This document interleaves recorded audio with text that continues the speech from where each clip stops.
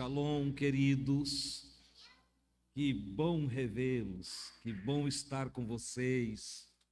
Que coisa maravilhosa é congregar para cantar ao Senhor, agradecer ao Senhor e também ouvir a palavra, meditar na palavra, enfim, é maravilhoso poder estar com vocês para essa comunhão. Eu hoje à noite vou bem rápido ao assunto, e o texto que eu quero tratar é Lucas 10, versículos 38 a 42, e eu coloquei uma temática ali que é diferente. Eu já falei desse texto muitas vezes, mas hoje ele me veio de uma perspectiva diferente. E eu coloquei o tema assim, me ajuda aí de... Escute, eu vou pedir para ele botar uma exclamação ali, escute e não se inquiete. Essa é a proposta do texto. E eu tirei esse tema das palavras do texto. O texto é conhecido de todos vocês. É o texto que trata lá da Marta e da Maria. Eu já vi alguns pregadores até fustigar muito as irmãs trabalhadoras e que se inquietam com os assuntos da casa e que querem apresentar o melhor do melhor para quem chega em casa, que foi o caso que aconteceu com a Marta. O texto diz que Jesus, eu não estou lendo o texto porque você conhece, o Diego vai colocar ali também os versículos. Então, o texto diz que Jesus chegou na aldeia de Marta e Maria. E a Marta convidou-o para ir à sua casa. Isso por si só já é muito interessante, porque certamente a Marta já tinha ali uma amizade, um conhecimento da pessoa de Jesus. Ela não ia levar qualquer um para casa, né? Então, a fama de Jesus já tinha corrido e já tinha amizade. Mais tarde nós vamos ver que a Marta, a Maria, tinha também um irmão chamado Lázaro. Nós poderíamos discorrer muitas coisas aqui, mas eu quero me ater ao fato de Marta convidá-lo a ir para casa, estar na casa dela, hospedá-lo. Esse é o assunto. E isso me chamou a atenção porque, se perguntar aqui quem gostaria que Jesus fosse para sua casa, eu acho que todos aqui iam levantar a mão. Se você for nas grandes igrejas, congregações, e perguntar isso, quem que não quer Jesus lá em casa? Só um maluco ia dizer, olha, eu não quero que Jesus vá lá em casa, eu não estou afim dele, eu não gostaria que ele fosse na minha casa. Não, todos querem Jesus lá. Mas acontece na casa de Marta algo extraordinário. Porque a irmã de Marta, chamada Maria, ela vai e se assenta para ouvir as palavras de Jesus. E aqui é que se destacou o assunto para mim, porque eu comecei a observar uma coisa. Maria não estava curiosa por ver milagres, ela não estava em busca de prosperidade, Maria não estava buscando algumas soluções de problemas domésticos, problemas de casamento, não. Ela viu uma oportunidade de participar do ensino do maior de todos os mestres daqueles dias, Jesus Cristo. O mestre que estava se destacando, o mestre que já ouvia o comentário que dizia: nunca homem algum falou como este homem. Você está entendendo que eu já trouxe o evangelho, resumos do evangelho até aqui. Nós estamos há 20 anos tratando só do Evangelho nessa casa. E eu já estou todos os resumos do Evangelho, estou repetindo para nós daqui a pouco ter um livreto de bolso só com as palavras de Jesus. Mas a ideia de que se percebe aqui é que Maria valorizou as palavras de Jesus. Então não havia um interesse outro qualquer que não fosse ouvir Jesus. O que ele tem para ensinar? O que ele tem para passar? E eu parei aqui, por isso eu coloquei lá, escute. Escute. Esse escute aqui, ele vem acompanhado daquele, quem tem ouvidos para ouvir, ouça. Porque, lamentavelmente, eu tenho visto nessa geração nossa uma necessidade de culto para casais. Já está errado o nome por si só, a frase está completamente equivocada. Culto deve ser prestado a Deus. Entende? Mas é culto para casais. O que sugere que vão cultuar os casais. Né? Então já está tudo equivocado aqui. Culto da mocidade, agora é o contrário, é da mocidade. Sugerindo que a mocidade vai fazer um culto a Deus. E sem que haja uma percepção, tudo isso vai criando um mecanismo que vai separando pessoas. Separa casais, separa pais e filhos, separa mulheres de homens, porque também tem só a reunião das irmãs, só a reunião dos homens. Tudo subterfúgio na tentativa de congregar pessoas, e de repente nós nos damos conta que as pessoas vivem dentro da igreja ou das igrejas por longos anos. E quando você faz algumas perguntas a respeito do ensino de Jesus, elas não sabem.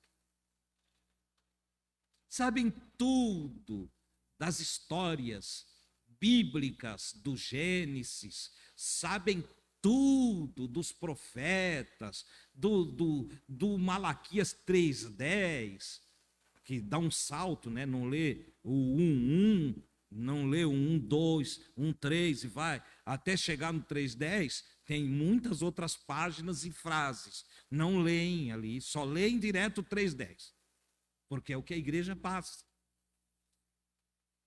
E em todos esses momentos é negligenciado a ordem maior, que é a ordem de Jesus. A igreja propaga muito o ide. Ela propaga, vocês concordam? Quem que não sabe que Jesus disse, ide, só que o que é para fazer fica um pouco esquecido ou anulado no meio do processo dos mecanismos religiosos de simplesmente trazer as pessoas para ficar com a gente. Então vamos lá, ide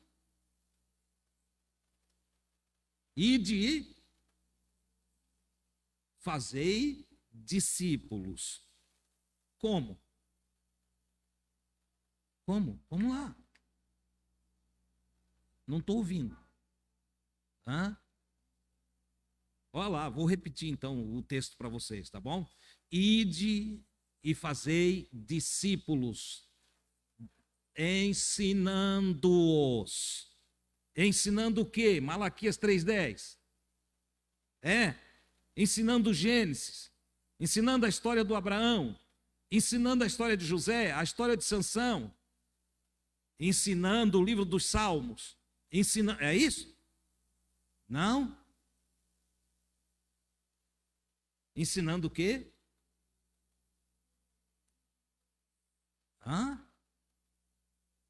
Isso era para ecoar aqui, isso aqui não. Lá, estão sem Bíblia. Olha só, isso aqui era para ter um coro falando em uma só voz. Ensinando. Não, agora lendo vocês têm que fazer um coro, vamos lá. Ensinando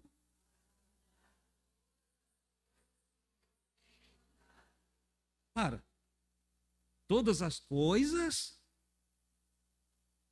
que quem tem mandado? Quem? Jesus. Então, olha só. Isso foi negligenciado. Quais são as coisas que Jesus mandou?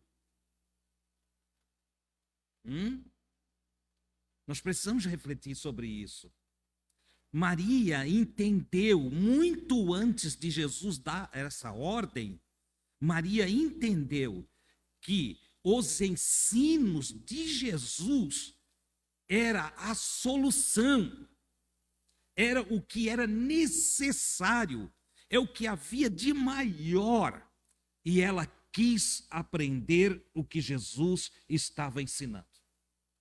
Para Maria, como eu disse, cura de enfermo, cego enxergando, paralítico andando.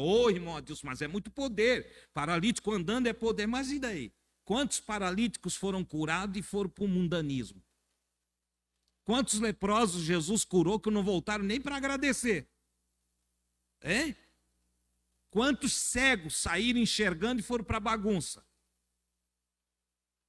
Eu poderia dar aqui, fazer essa noite aqui, uma noite de testemunhos, só de pessoas que receberam, através de oração, através de imposição de mão, milagres na sua vida, e que não usaram a cura, o milagre, para se dedicar no caminho do Senhor.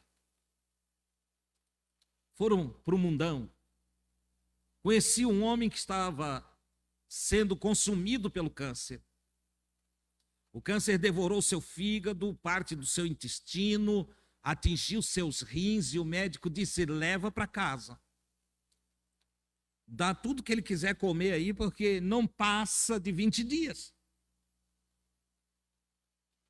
E ele fez como Ezequias. Chorou, chorou e chorou. Chamou pessoas para orar por ele. E pessoas fiéis a Deus oraram por ele. E ele foi completamente curado. Você sabe o que é receber transplante espiritual? Não foi físico, não. Transplante de fígado, de rim, de intestino. E depois que estava saudável, bom, foi para o mundão. Traiu a mulher, virou um alcoólatra. Entendeu? Eu só estou falando isso aqui para mostrar para vocês que milagre é de menos. Milagre é de menos. Maravilhas, sinais, meu Deus.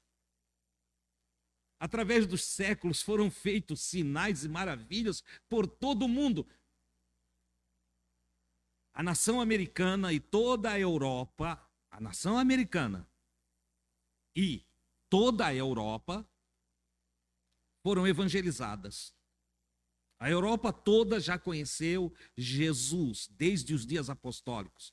Tiveram movimentos de avivamento e comunhão com Deus extraordinários. Só no país de Gales, por 6 meses, nenhum bar abriu, nenhuma casa de prostituição, por causa do impacto da mensagem de alguns pregadores dentro de um avivamento que levava as pessoas ao arrependimento e a entregarem-se a Deus.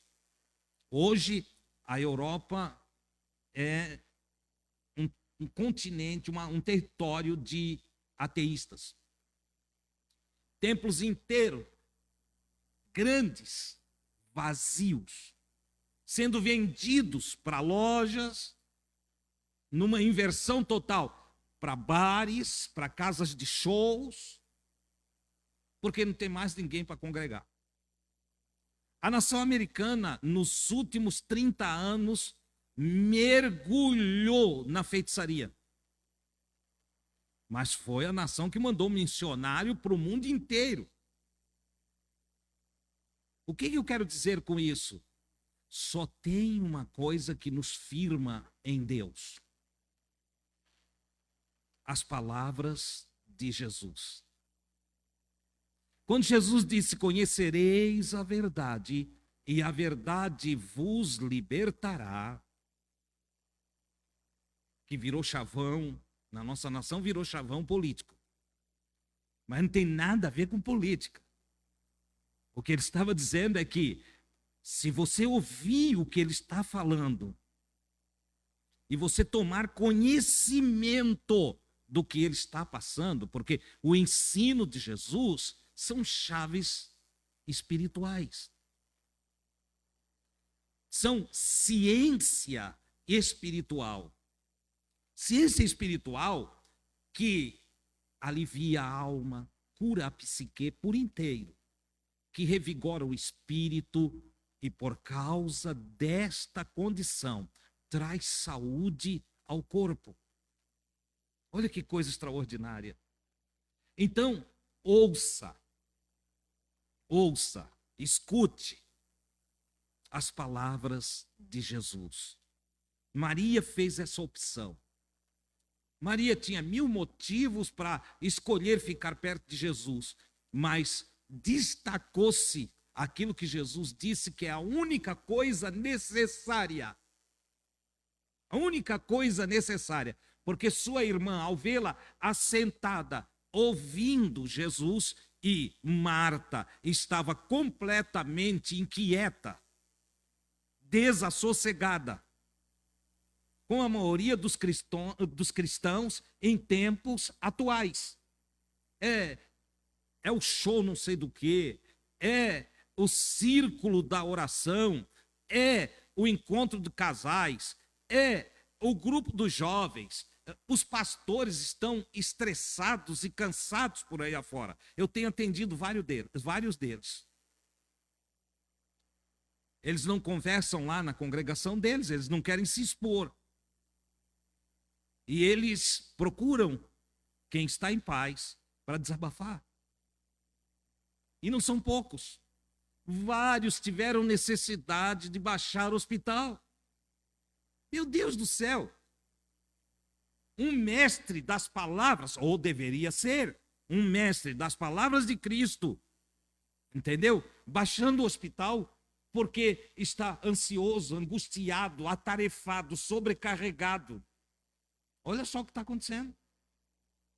Adoecendo da alma, numa soma, tendo problemas psicossomáticos.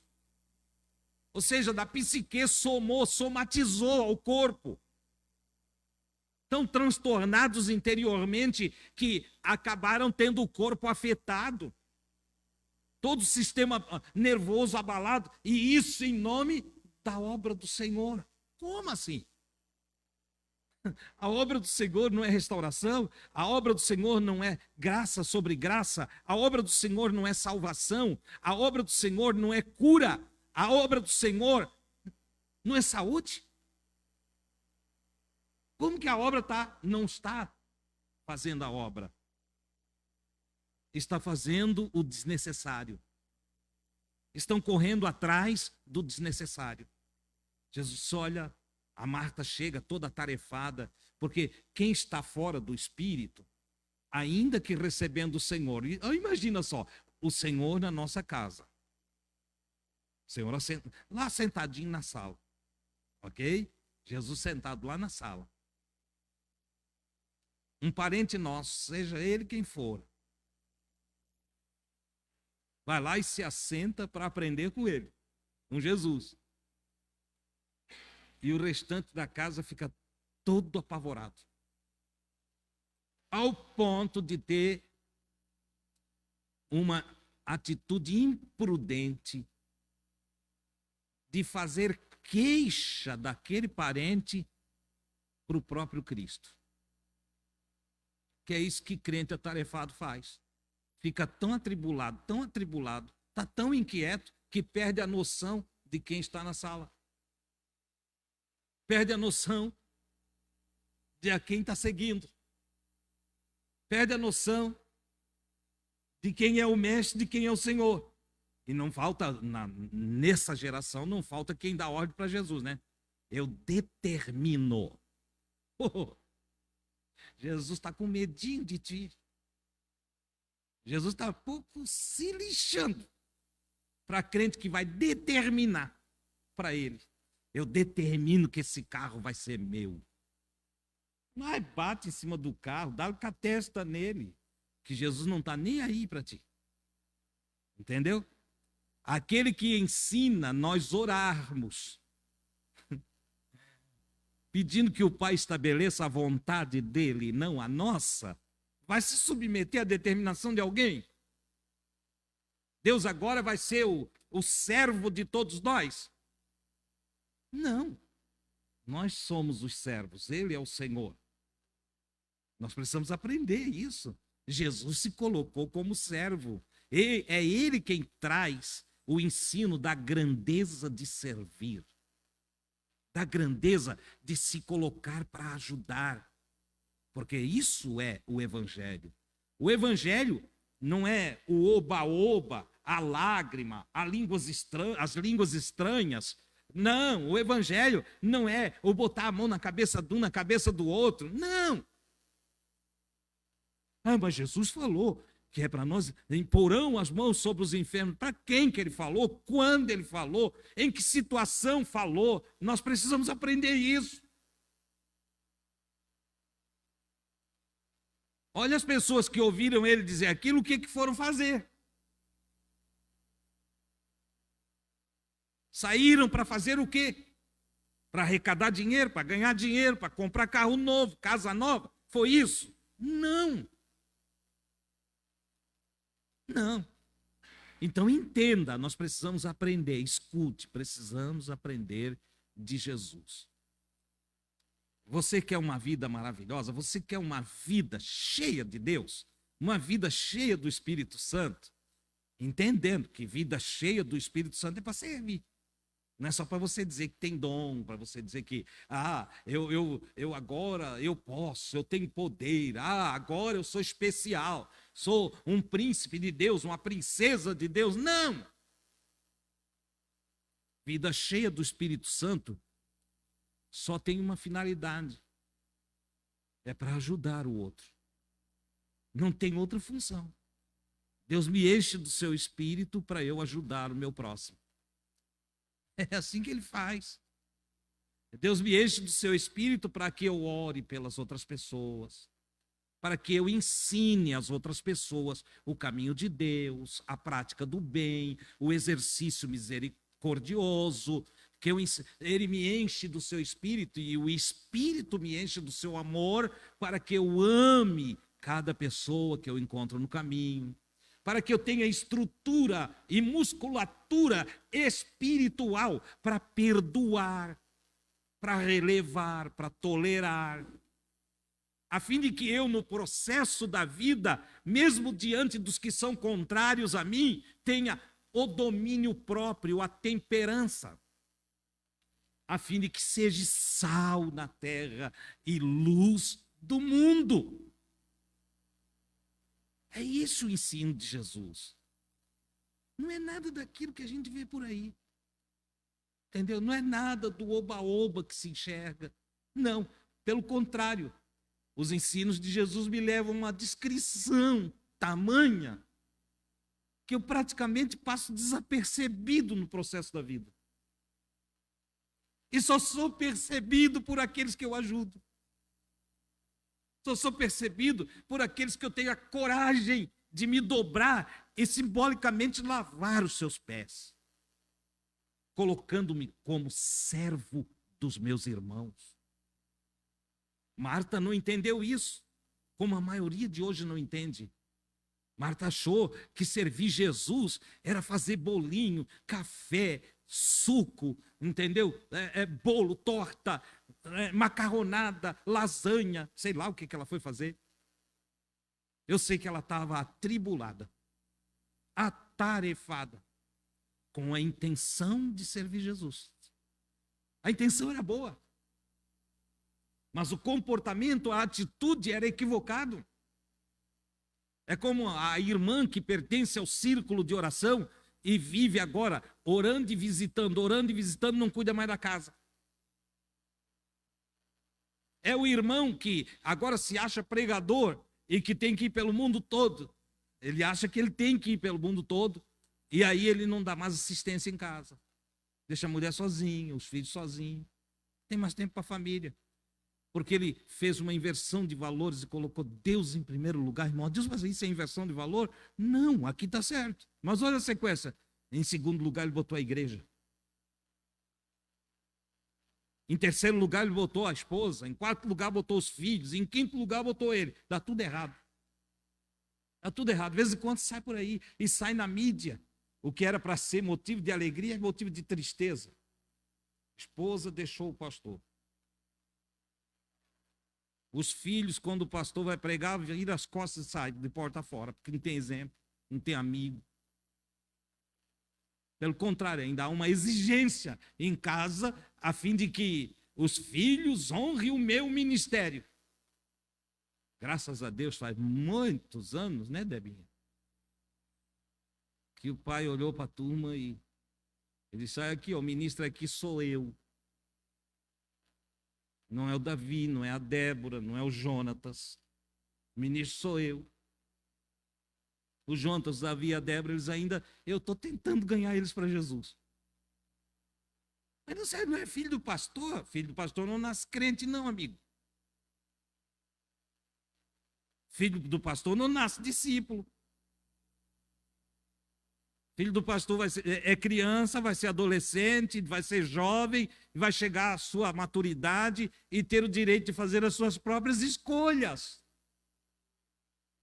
E se o pastor bota a família em último plano, a igreja em primeiro, ele começa a complicar tudo. Ele arruma confusão com seus filhos, arruma confusão com a sua esposa. Entendeu? Por quê? Porque o ensino de Jesus está invertido. O ensino de Jesus começa com amor a Deus. Entendeu? E com amor ao próximo. Não é assim? O maior mandamento não é Deus? E depois não é o próximo? Quem é o meu próximo? Quem é a pessoa mais próxima? Lá em casa. Se você é casado, casada, quem é a pessoa mais próxima de você? Se aí não há amor, não serve a Deus. Pode ter nome, título, né, pastoral, título de bispo, até de papa, entendeu? Tem uns mesmo que o título é papa, papa tudo. Entendeu? Então, você entende? Nós precisamos, papa tudo, papa o teu dinheiro, o teu carro, a tua casa. E aí o resto não vou continuar. Você faz a sequência no seu próprio caminho aí, mental. Você entende? Está cheio disso. Vocês hão de convir comigo que não se viu tanta vergonha no meio evangélico, católico, no meio da religião, como no tempo atual. Está instalado o espírito do anticristo e a apostasia. O que é a apostasia? A apostasia não acontece na vida de um descrente. Não. De um incrédulo. A apostasia não pode surgir no incrédulo. A apostasia, ela é o resultado que surge no crente. É a disforria. É o crente que não aguenta mais ver as sacanagens anunciadas do púlpito. É o crente que não tolera mais mentira. É o crente que foi tão enganado, tão roubado, tão enrolado pela religião, que agora ele olha e diz, ele não acredita em mais nada. Ele apostatou da fé. Ele descreu. Não acredita em mais nada. Por que aconteceu isso? Porque as palavras de Jesus foram negligenciadas. Porque o discipulado formou nos dogmas, formou em teologia, formou nas doutrinas da nossa igreja. Viramos todos dogmáticos. É só conversar. Já é uma coisa absurda. Alguém pergunta para o outro assim, ó, qual é a tua igreja? Qual é a tua igreja? Ah, a minha igreja é batista. Ah, é. E você só falar, é batista, você já sabe, se tu é de outra, que está tudo diferente do que a tua ensina. Isso sem contar as piadinhas que uns fazem com os outros, como o brasileiro faz com o português. Entendeu? Assembleano. Aí imitam as línguas estranhas do assembleano. Entendeu? Ah, quadrangular, gente. Quadrangular. Aí falam do radicalismo quadrangular.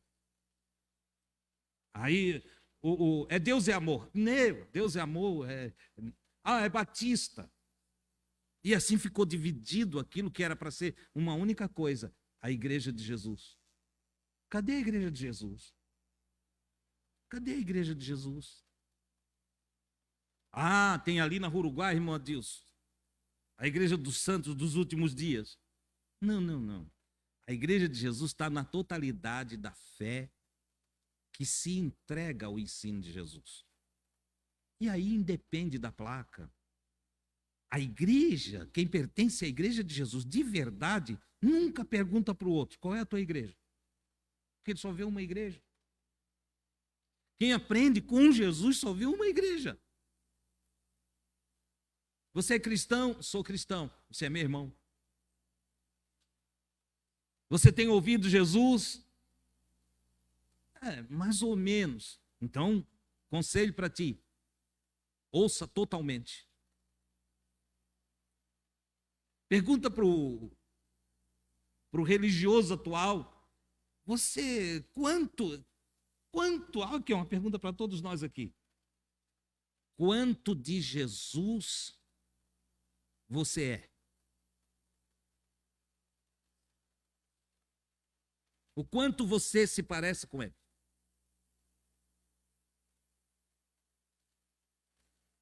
A maioria tem medo de responder isso. Não, ele. Ei, ele é só o carpinteiro, lá de Nazaré. O homem de dores, experimentado nos trabalhos. Olhando para ele, nenhuma beleza víamos para que o desejássemos. Ele é igualzinho nós. A pergunta aqui é, você anda como ele andou? Você é como ele foi?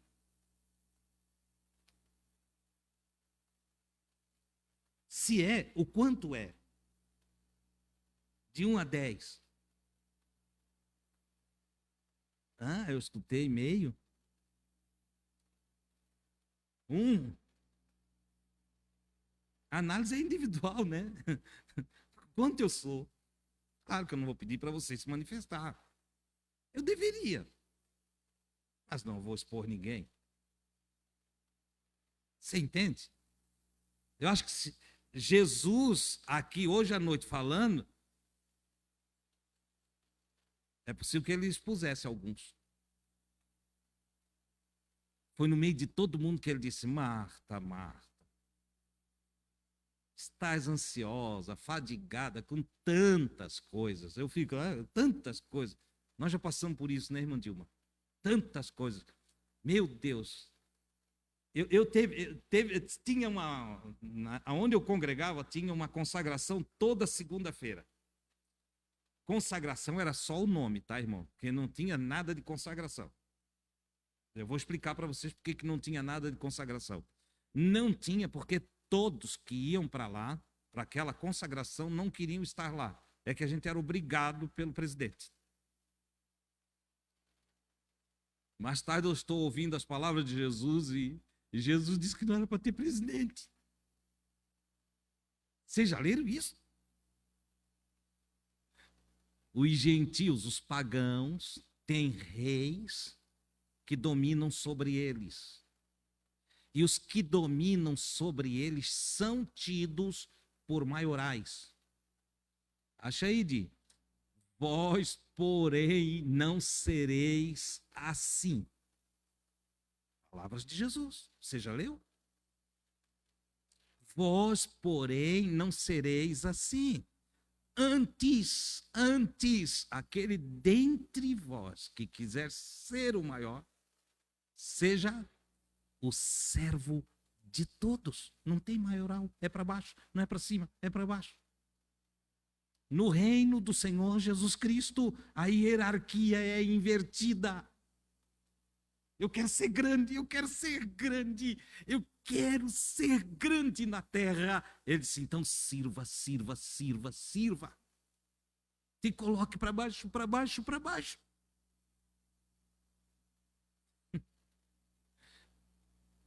Foi ele quem disse, o filho do homem, o filho do homem.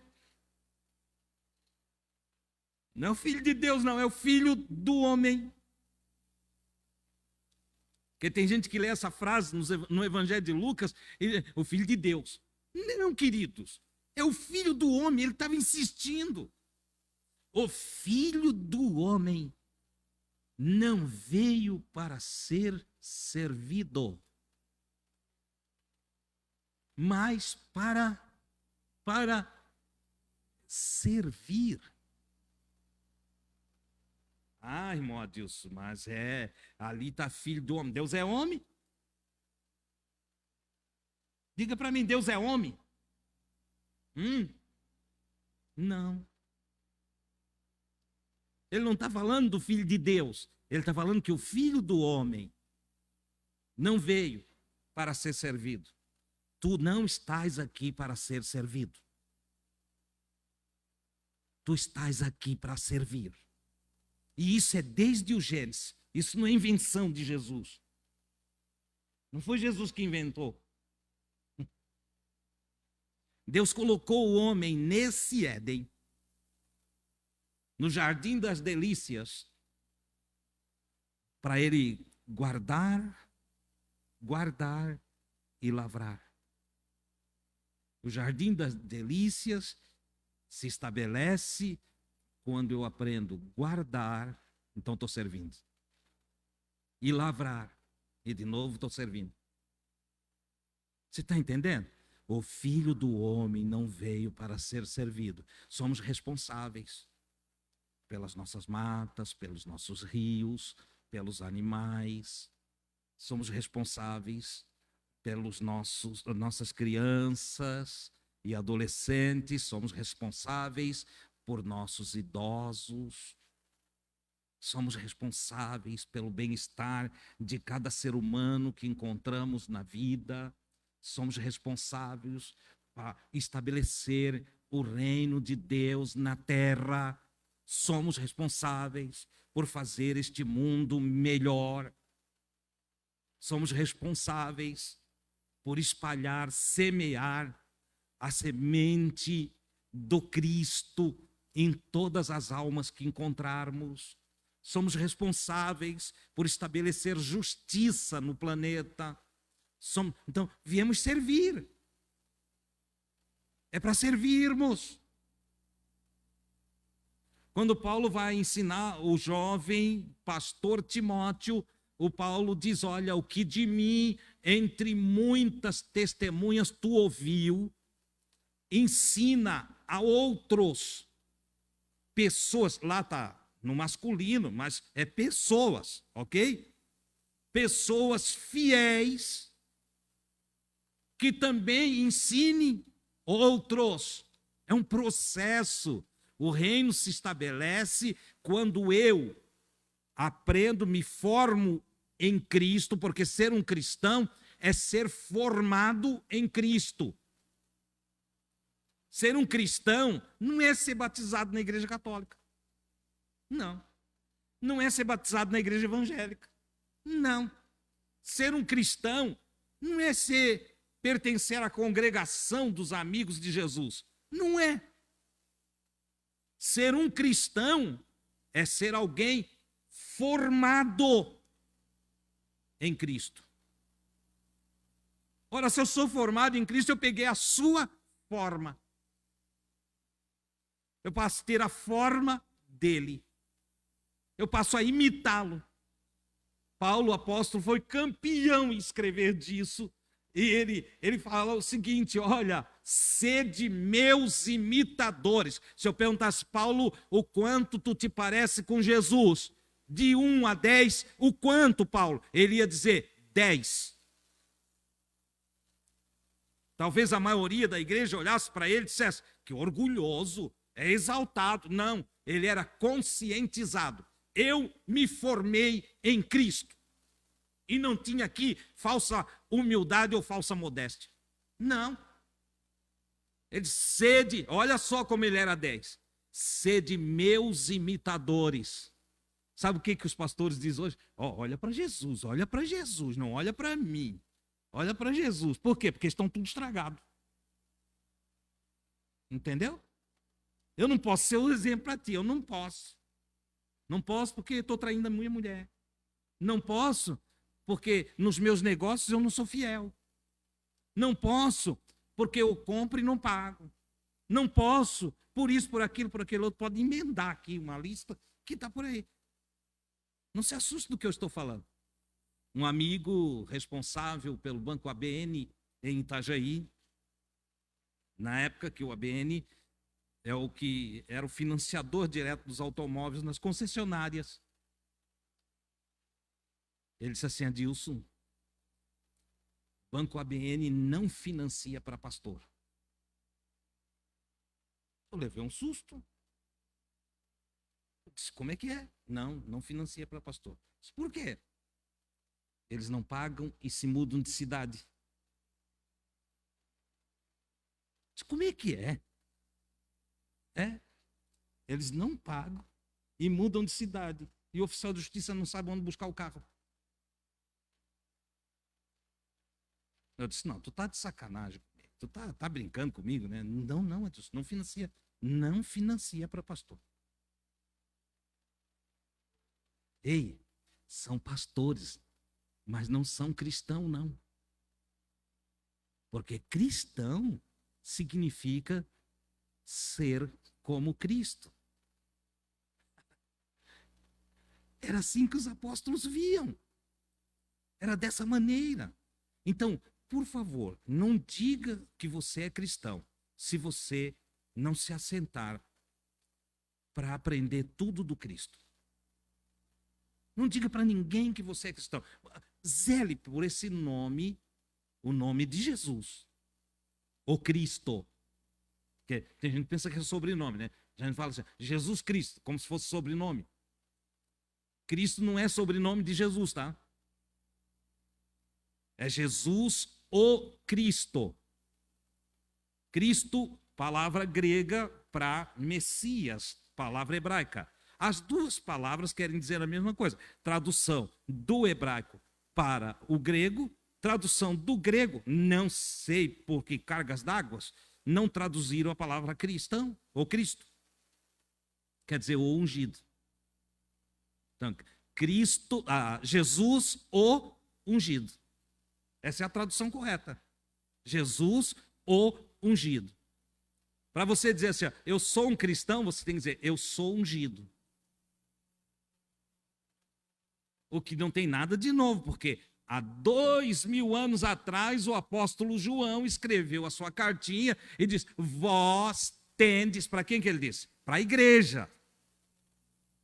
Não para alguém da igreja denominacional que tem hoje, não.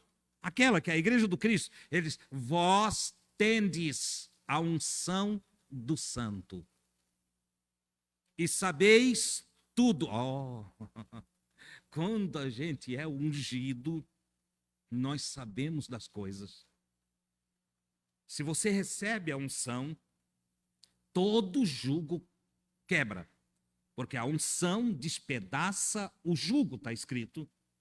A unção quebra o jogo. Sabe por que alguém tem medo de demônio, medo de visagem, medo de profeta, né? Tem gente que tem medo de profeta. Não, quieta aí que está vindo o profeta ali. E o profeta já vem de longe, eis que, eis que. Todo profeta começa com eis, não é? Eis que. Aí vai falando um monte de abobrinha. E tem irmão que ainda fica todo empolgado, entendeu? E não interprete o mal. Eu creio em profecia, tá? O que eu não dou é trela para essa bobajada chamada de profecia. Ele contou toda a minha vida. Sim, tu não sabe da tua vida? Tu é um abestalhado? O que tem? Ninguém precisa contar a minha vida, eu sei a minha vida. Se vai ter uma profecia bíblica, então tem que ser coisas grandes, firmes, que eu não sei. Não, está escrito lá no livro do profeta Isaías, profeta Jeremias, clama a mim e responder-te-ei. Clama a mim e responder-te-ei. Coisas grandes, firmes, que não sabes. Aí o sujeito vem cá, tu perdeste o emprego hoje, meu servo. Eu já sei, eles assinaram lá a minha demissão. Entendeu? Meu servo, eu vi o caminho que tu andaste para ti, essa ladinha. Tu estava balançando numa lancha hoje, quem não sabe, né? Ele pilota a lancha lá do prático. Entende? Então, nós precisamos deixar de ser criancinhas. Nós precisamos crescer no entendimento. Nós precisamos atingir a estatura de uma pessoa madura. Na sua Bíblia, estatura de varão perfeito. Perfeito ali não está falando de perfeição, de não ter erro, de não tropeçar. Está falando de maturidade. A palavra grega ali é para maduro. Precisamos atingir a maturidade espiritual, a fim de termos discernimento, não só das coisas ruins, mas também daquilo que é bom. E se tem uma coisa que todos nós precisamos é de olhar as coisas boas, parar de olhar a mediocridade de uma vida que só vê bobagem, que só enxerga o erro, que só aponta os defeitos. Por isso que a maioria dos crentes, quando alguém convida para falar, quem está precisando de oração, agora tem uns convites que é para as pessoas ir para frente, assim, quem hoje precisa de uma oração urgente? Ora, meu Deus, se levanta quase que a igreja toda, vem tudo aqui para frente, aí vão embora. Receberam, a oração não foi? Amanhã tem reunião de novo, que nas igrejas por aí eles te prendem com reunião todo dia, né? Afinal, a cestinha passa todo dia, não é? Então, quanto uma reunião, mais cestinha. Mais cestinha. Porque chega um ponto que você não tem mais. Né? Entenderam, né? Então, olha lá. Na outra reunião, sequente daquela, lá vem. Quem está precisando de oração urgente? Lá vem tudo. É os mesmos. É os mesmos. E isso passa o ano todo fazendo isso. Será que não crescem nunca? Precisam ter a atitude da Maria. Peraí. Não estou mais a fim de ver milagre. Eu sei que Deus faz milagre. Pronto. Quem aqui não sabe que Deus faz milagre? Levante a mão. Poxa, até as crianças sabem. Olha que coisa extraordinária. Até as nossas crianças sabem que Deus faz milagre. Então, chega, milagre Deus faz, pronto. Ok? Quem aqui sabe que Deus fala? Quando é necessário, Ele fala. Fala pouco. Deus fala muito pouquinho. Irmão, Deus, tu prova isso, eu provo. Pegou a história da humanidade toda, botou em 66 livros. A história da humanidade todinha está em 66 livros. Você sabe o que é isso? Olha que é resumir, hein? É? E ainda veio Jesus, resumiu todos os livros em 4 versículos. 4 versículos. Senhor, qual é o resumo da lei? Ama a Deus sobre todas as coisas e teu próximo como a ti mesmo. Pentateuco. Pentateuco. Entendeu? Senhor, mas e o resumo da lei e dos profetas? Ele pegou rapidinho.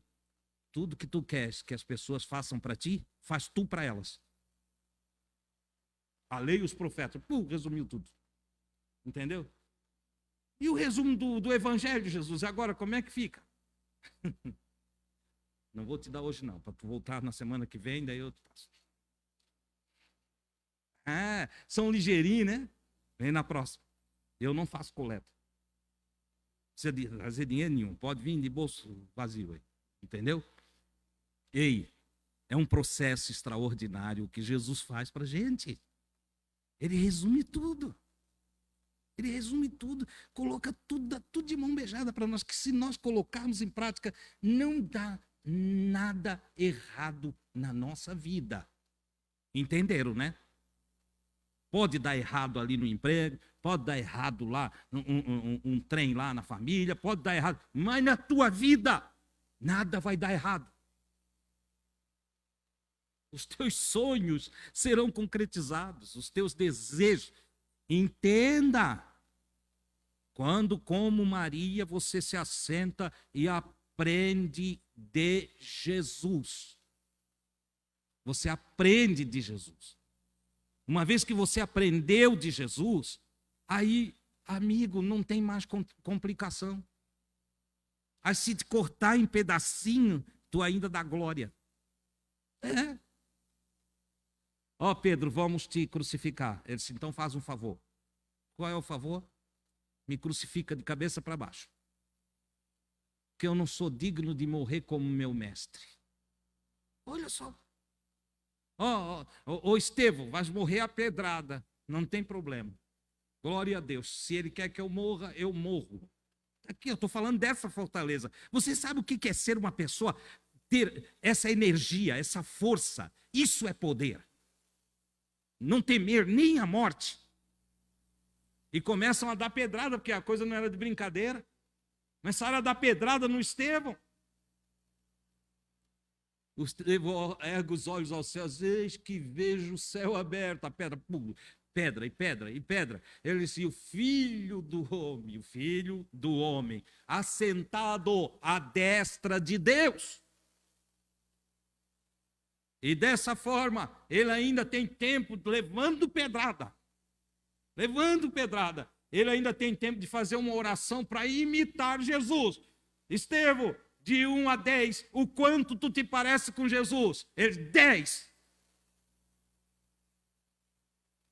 Vocês conseguem entender isso? 10. E para vocês terem um exemplo, que eu estou indo embora, tem algo diante de mim que eu quero alcançar.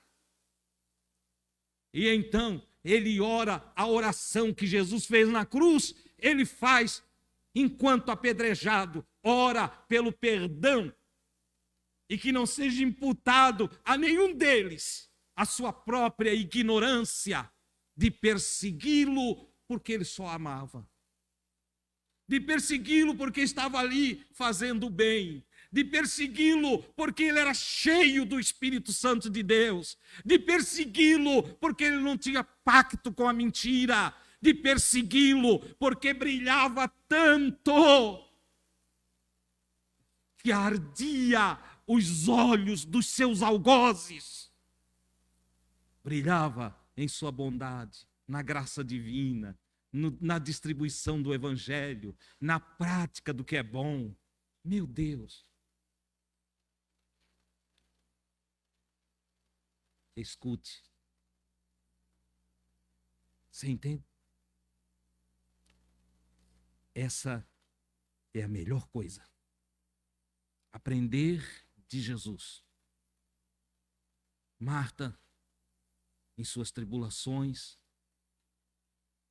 ofuscado seu entendimento, vendado os olhos do entendimento, vai lá, Jesus, tu não te importa que ela não me ajuda?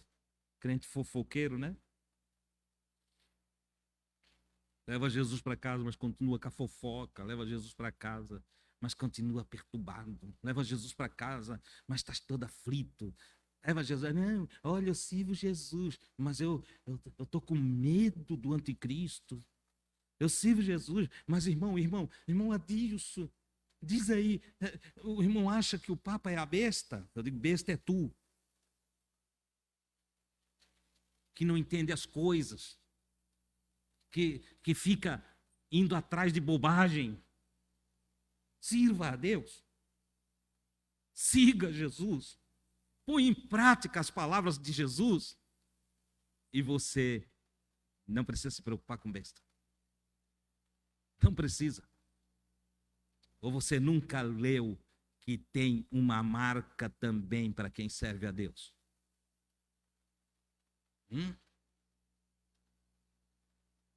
Você nunca leu que em meio à grande tribulação, você entende o que eu estou falando, o que eu estou fazendo? Eu estou dando uma expressão aqui para você entender que grande tribulação teve em todos os séculos, todas as épocas. Grande tribulação. Mas os de Deus estavam assinalados também. É que quando a gente vira bobo de igreja,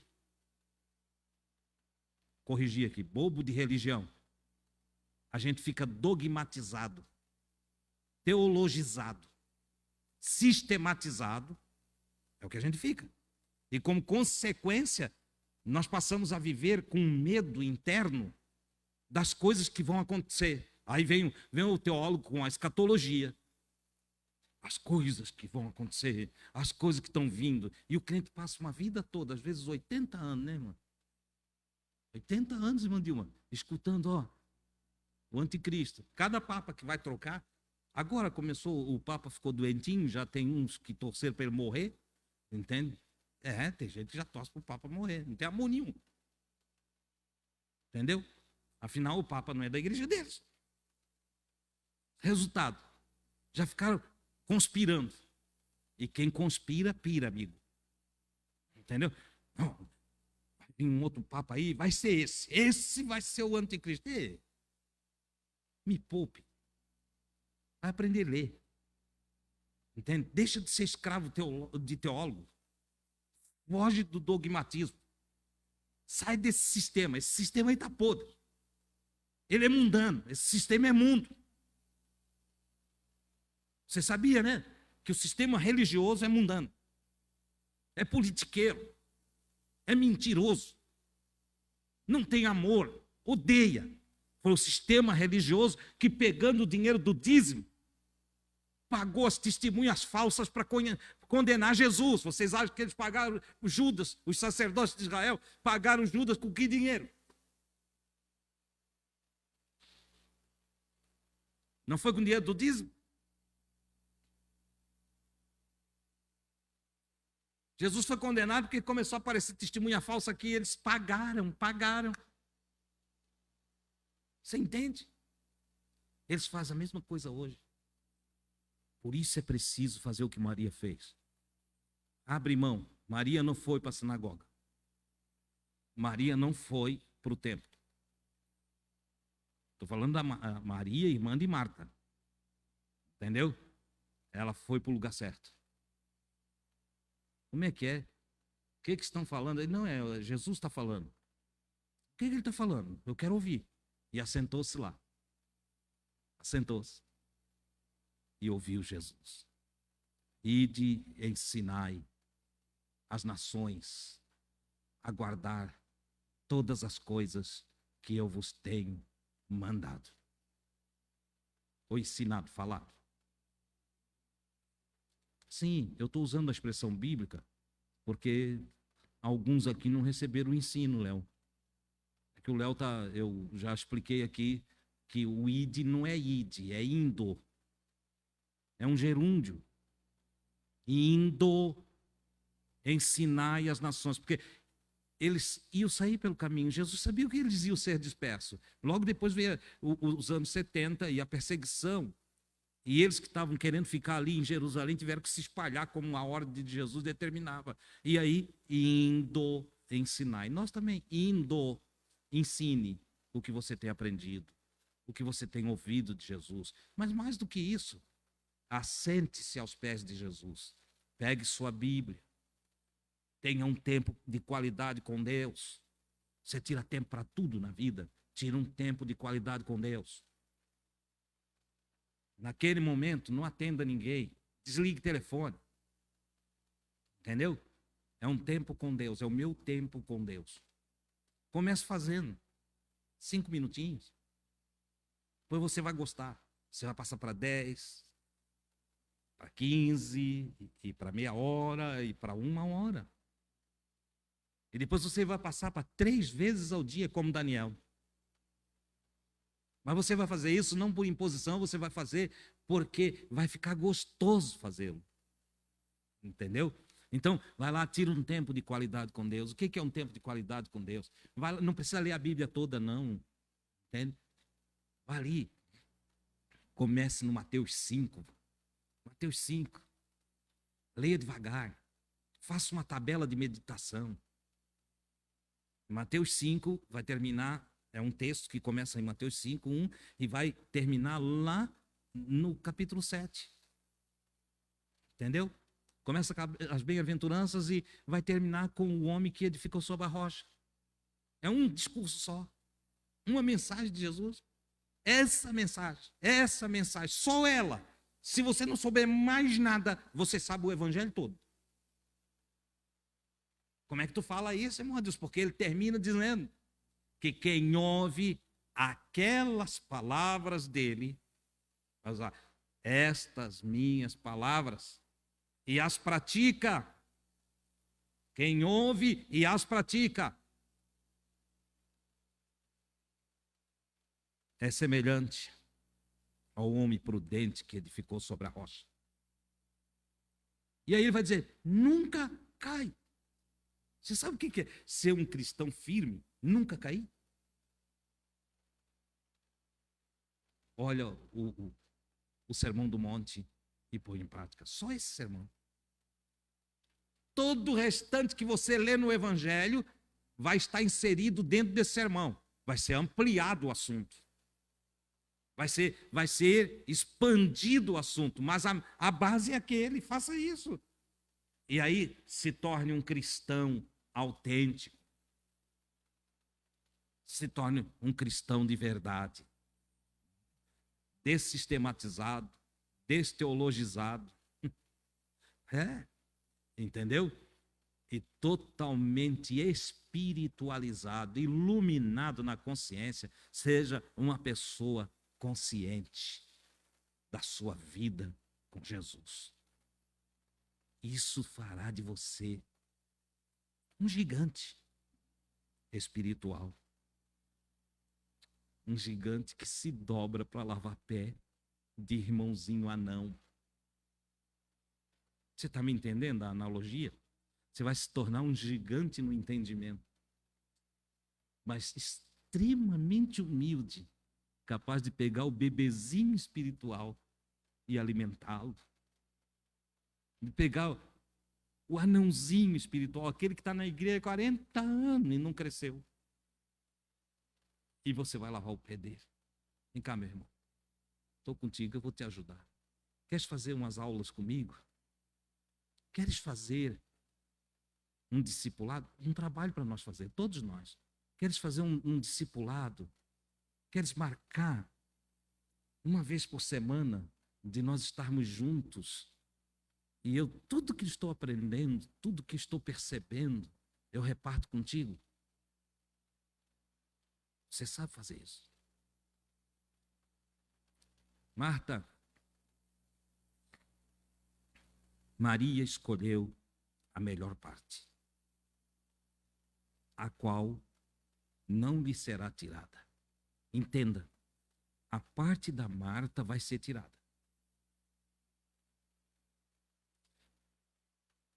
Os cânticos vão cessar, as profecias vão cessar, os milagres vão cessar. Eu podia enumerar coisa aqui, eu tenho que ganhar tempo, já passei do horário, entendeu? Tudo que você conhece dentro do sistema religioso vai cessar. Tudo vai cessar. Entendeu? Permanece a fé, a esperança e o amor. E a maior de todas essas três é o amor. E o amor de Jesus inunda nós quando nós aprendemos a sua palavra. Eu deixo essas palavras. Eu praticamente aqui passei uma pastoral para vocês. Não me preocupei com o resumo do Evangelho, mas quis passar o que é verdade para vocês. Essa geração precisa de pessoas verdadeiramente crísticas, cristãs autênticas, que não faz muito barulho, não. Barulho não resolve. Mas que tem ações maravilhosas, maridos que amem suas esposas como Cristo amou a igreja, que se entregue por ela. Irmãs, que se sujeite a esse marido. Claro que ela não vai se sujeitar a um safado, a um mentiroso. Mas, se ele te ama, se ele se entrega por ti, como Cristo se entregou pela igreja, então se sujeite a ele. Se sujeite a ele. Aqui não tem machismo, nem feminismo. O que tem aqui são duas pessoas de entendimento aberto, sóbrias, inteligentes, que são cristãs, que imitam Cristo, que vivem os ensinamentos do Cristo. Meu Deus, eu estou com vontade de falar a noite toda. É que vai vindo, né? Se alguém, irmão, tu não vais fazer um encontro de casais? Eu disse, para quê? Eu tinha acabado de receber a notícia que do curso Casados para Sempre, o pastor, que era o responsável dos Casados para Sempre, tinha se separado.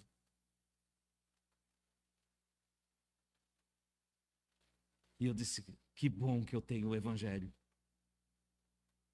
Porque o Evangelho basta. O Evangelho ensina papai, mamãe, filhos, avós, netinhos. O Evangelho é bom para tudo. O pai que segue o Evangelho é um bom esposo, é um bom pai. Se ele já é avô, ele é um bom avô. É, Bruninha? Entendeu? Então, a mulher que segue o Evangelho é uma esposa excelente. Ela é aquela joia que o escritor do provérbio chama de rubi. Ela excede, na verdade, excede aos rubis. Olha só que coisa extraordinária, porque segue o Evangelho. O filho que segue o Evangelho, meu Deus! Já pensou o menino Jesus em casa? Você consegue 12 aninhos. Menino Jesus em casa é 12 aninhos. Adolescente em casa. E o adolescente olha e diz, eu sou como Jesus. Observe as perguntas, observe as respostas, observe o comportamento, observe a visão de vida. Bendito seja Deus para todos sempre. Eu tenho visto isso. Eu tenho visto isso. Eu tenho me assentado em volta da fogueirinha na chácara com minha neta e meus 2 netos. E nós conversamos de Jesus. Eu ouço as perguntas e fico fascinado. Eu vejo Cristo ali, tá, Bruninha? Vou ver Cristo. Você entende? O resto eu vou deixar para o Espírito ajudar vocês a desenvolver, ok? Estou terminando tarde, mas eu estou terminando feliz. Se você está triste, volta outro dia, tá bom? Que daí a gente combina para sair mais cedo. Amém? Queiram estar em pé, nós vamos agradecer ao Senhor.